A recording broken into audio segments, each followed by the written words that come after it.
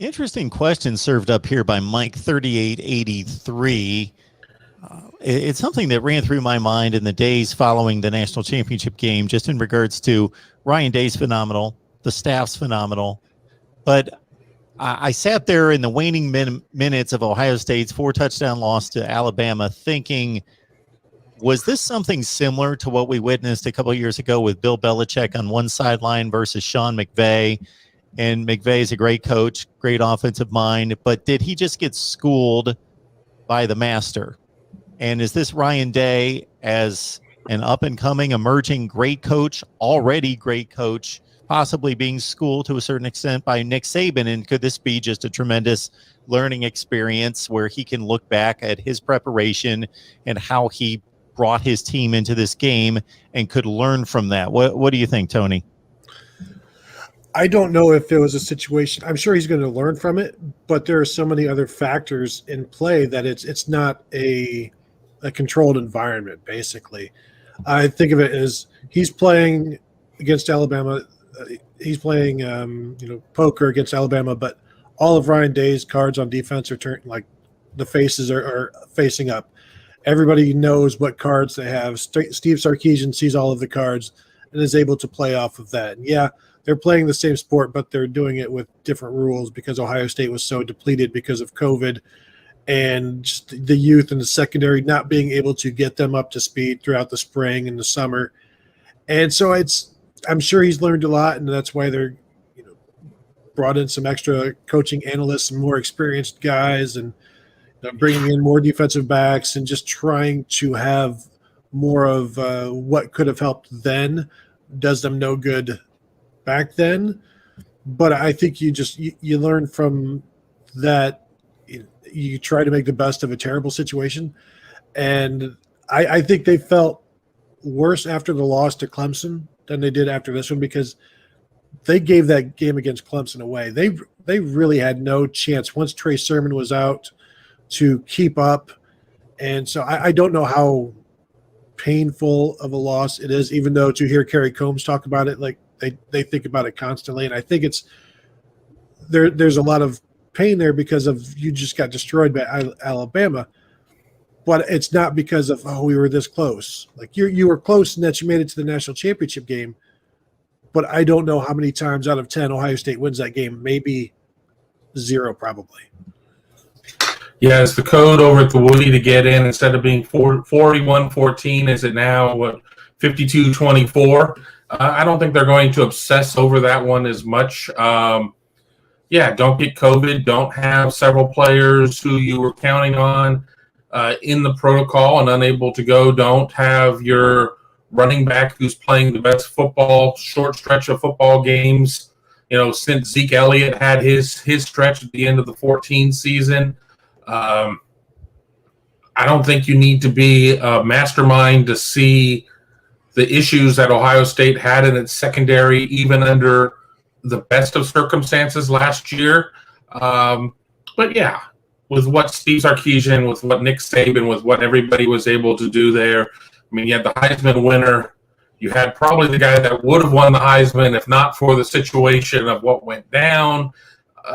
It was not as much of it being just a schooling. It just, I think in a lot of ways, just based on personnel issues that Ohio State was dealing with, maybe just some schematic issues due to those personnel issues or whatever. It was a bit of a mismatch. I think that if Ohio State had its full complement of players, I think Alabama still wins the game, but it's not 52-24. Maybe it's 52-42. I think Ohio State left a lot of points on the board. I think that they still got jobbed out of a touchdown. Even after replay, Ohio State probably should just petition not to have replay in postseason games because it doesn't seem to go very well for Ohio State unless James Skalski's involved. But beyond, and I've seen that Clemson game countless times because that was the only thing on the Jumbotron at all of the camps. So I've had the opportunity to see that game all the way through, probably about 14 times over the last couple of weeks. But yeah, I think there's still some lessons that Ryan Day can take out of it. But I don't know if there's anything in there where it's like, wow, we just really didn't plan properly. I mean, they had to roll out Marcus Crowley, who admitted after the game he wasn't really ready to go at that point at running back, because when you lose Trey Sermon and Master Teague may not have been 100 to go there, and he certainly got slowed up, and you're dealing with some other issues. You don't have Mayan Williams in that game because he's back in Columbus. Just not a lot can be done. And Justin Fields was beaten up before that game and didn't practice, but maybe once or twice before the Alabama game. Any thoughts on Ryan Day's preparation for the national championship game, Steve? Well, I think the whole thing's a regrettable situation, the way it all worked out. Unfortunate, regrettable. You only have an opportunity to play for a national championship every so often. This was the fifth time Ohio State's made it to the championship game in 20 years. So right now, Ohio State's making an average of once every 4 years over the last 20 years at least. And if they can continue on that pace, or really honestly, I guess this was the second time in the last 7 years. So,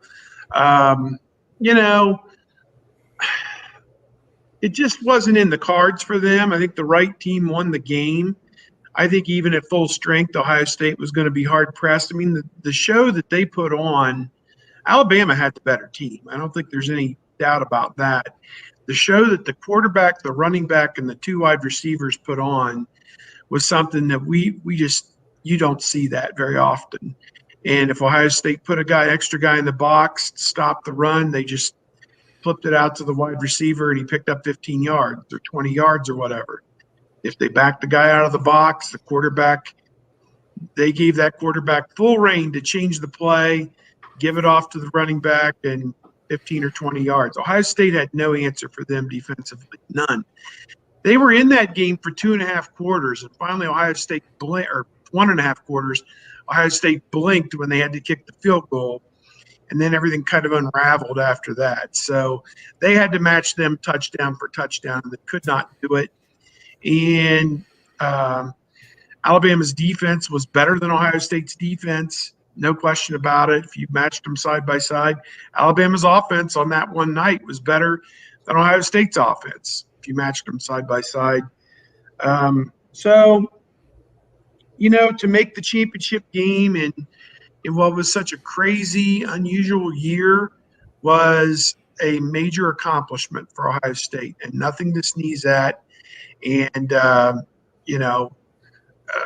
it just was not in the cards for Ohio State to win the national championship last year.